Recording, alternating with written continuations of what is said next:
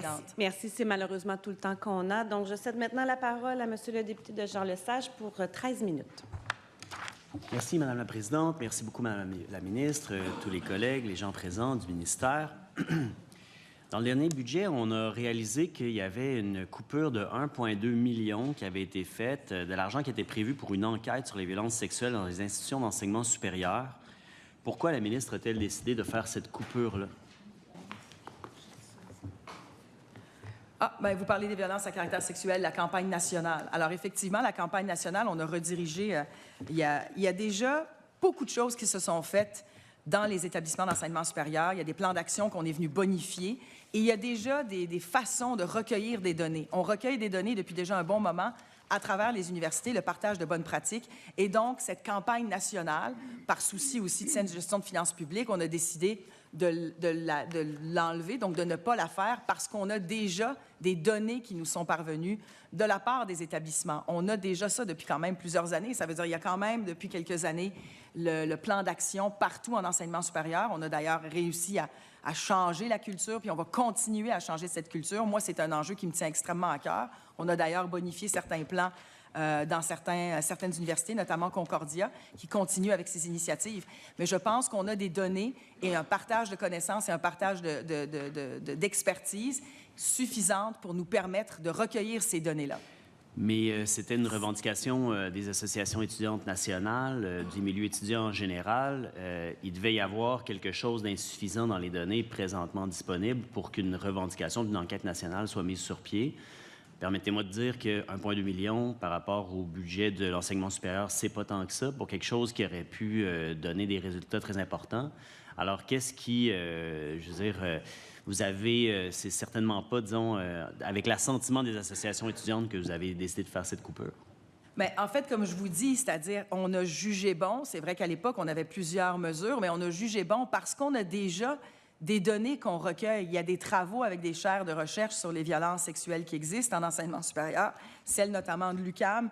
Il y a l'enquête aussi sur la santé mentale de l'Observatoire sur la santé mentale étudiante en enseignement supérieur. Donc, c'est justement les travaux de ces autres chaires et des autres travaux en parallèle qui ont lieu qu'on a décidé de ne pas mener la campagne nationale. Je pense qu'on a assez de gens qui travaillent et qui partagent leur expertise, leurs données aussi, pour qu'on soit capable d'avoir quelque chose d'équivalent. C'est la raison pour laquelle on a misé sur les travaux qui ont actuellement cours dans ces différentes chaires d'études. Parfait, merci. Je veux revenir sur le sujet de l'aide financière aux études. Il y a un an, en études de crédit, on avait réalisé que dans les dernières années, à peu près un demi-milliard de dollars qui étaient attribués normalement à l'AFE étaient retournés dans le fonds consolidé du gouvernement parce qu'ils n'étaient pas réclamés pour plein de facteurs, mais dont le fait qu'il y a des facteurs, des critères d'admission à l'AFE qui sont désuets. Alors, au moment où la population étudiante est plus vulnérable que jamais, en pleine crise du logement, en pleine insécurité alimentaire, de l'argent qu'on dit qu'on leur donne retourne dans les fonds consolidés. Pouvez-vous nous dire le montant cette année qui a été retourné dans le fonds consolidé provenant de l'AFE? Je peux demander à mes collègues de regarder le montant exact qui a été retourné dans le transfert consolidé, mais ce que je vous dis, c'est qu'on a toujours remis de l'argent dans tout ce qui est soutien direct aux étudiants. Puis ça, on l'a dit l'année dernière, puis je le répète aujourd'hui, les investissements qu'on fait à l'AFE et en soutien aux étudiants, pas juste l'AFE, mais tous les plans d'action qu'on a mis autour de ça, que ce soit le plan d'action sur la santé mentale, que ce soit le plan d'action sur le pareil, ce sont toutes des mesures directes qui viennent soutenir les étudiants. On a bonifié largement l'AFE au cours des dernières années, puis comme je le mentionne, on va continuer de bonifier ces mesures-là. On va continuer. Pour moi, c'est le véhicule le plus important de soutien financier pour les étudiants, c'est l'AFE. Donc, je peux demander à mes collègues de sortir les données, puis on peut vous les donner tantôt. Je n'ai pas le chiffre sous les yeux. Mais comme je vous dis, jusqu'à présent, l'argent qu'on nous retourne est soit remis dans le fonds consolidé, mais une bonne partie de ces fonds-là, on va essayer d'avoir ces chiffres-là, mais une grande majorité de ces fonds-là, au cours des dernières années, ont permis de soutenir les étudiants. Merci. Monsieur le député, vous pouvez poursuivre. Merci. Au fond, ce qu'on vous demandait l'année passée, c'était de dire... Moi, j'émettais le souhait que cette année, un an plus tard, vous auriez consulté les associations étudiantes pour revoir avec eux les critères de l'AFE, pour être sûr que l'argent qui est dans l'AFE, qui déjà est insuffisant, bien, au moins, il soit vraiment donné aux étudiants et qu'il ne retourne pas dans le fonds consolidé. Est-ce que vous avez entrepris des démarches de consultation des associations étudiantes pour revoir les critères de l'AFE? Bien, écoutez, les associations étudiantes nous demandent de revoir les critères de l'AFE, puis on collabore avec eux. J'ai une très bonne relation avec les assos. Je leur dis, on a investi 2 milliards additionnels dans le soutien aux étudiants. Puis dans l'AFE, c'est 2 milliards additionnels. Moi, je juge que c'est beaucoup. On va continuer de les soutenir dans un contexte où c'est difficile. On continue de les soutenir même en logement. Je sais que les loyers, ça a été un enjeu extrêmement important, puis c'était un enjeu qui était une priorité pour les étudiants à l'époque. On parle maintenant d'un nouvel enjeu, qui est l'enjeu de l'insécurité alimentaire. Mais l'AFE, on va toujours continuer de la bonifier. Donc, je vais continuer de bonifier l'AFE. Je n'ai pas l'intention à court terme de revoir les critères de l'AFE comme tels, mais comme je l'ai mentionné, on va continuer de soutenir les étudiants à travers les mesures qu'on est venu bonifier au cours des dernières années. Puis encore une fois, dans le dernier budget, c'est 250 millions additionnels qu'on est venu indexer. Oui, mais il y a aussi 250 millions à peu près qui étaient liés aux bourses perspectives qui sont disparues. Donc, pas des bourses perspectives. Oui, c'est ça, les bourses qui étaient pour... excusez-moi, là, je me perds dans les noms. Mais oui, les bourses perspectives, c'est ça, qui sont disparues, 250 millions.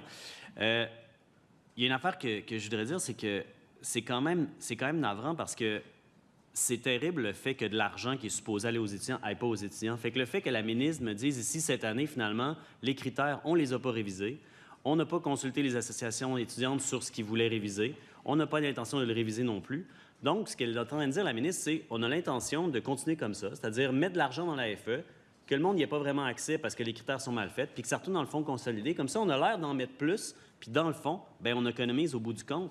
Je vous avoue que je trouve pas que c'est de la bonne gestion des fonds publics, puis j'espère que la ministre pourrait s'engager là, c'est ça ma question, est-ce qu'elle pourrait s'engager à ce que, d'ici l'année prochaine, on revienne en crédit, là, les derniers crédits de la législature, et puis qu'elle nous dise, on les a révisés, les critères. C'est plus vrai. Il n'y en a plus de l'argent de l'AFE qui va retourner dans le fonds consolidé. On peut-tu avoir cet engagement-là de la ministre aujourd'hui?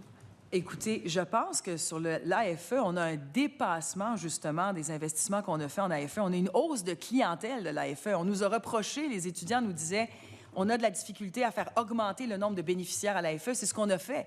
On a fait une campagne pour que, justement, ces étudiants-là viennent nous voir puis nous dire, on a besoin de l'AFE pour la rendre plus accessible. Ça nous a coûté plus cher cette année parce qu'on a eu une augmentation de clientèle de 11 %. Les étudiants s'en réjouissent, on s'en réjouit aussi.